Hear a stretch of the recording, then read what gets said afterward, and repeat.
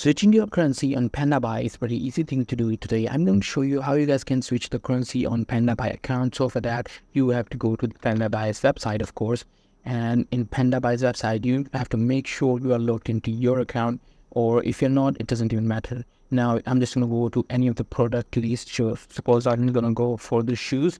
So I'm just going to search that and it will load a bunch of shoes in front of me. Now, as you guys can see, the prices are in Chinese yen. So I want to change it to US dollars. How can I do that? So for that, you just have to go to the top right corner and now you will see these options, which is language and currency. I'm just going to click on that. And there you guys can see these two options. You can also change the language to Chinese and Korean, and you can also change the currency to US dollars. So I'm just going to click on US dollars and click on OK. What it will do is it will change the currency for me. Now, as you guys can see the whole store is showing me the prices in US dollars. You guys can also change the languages.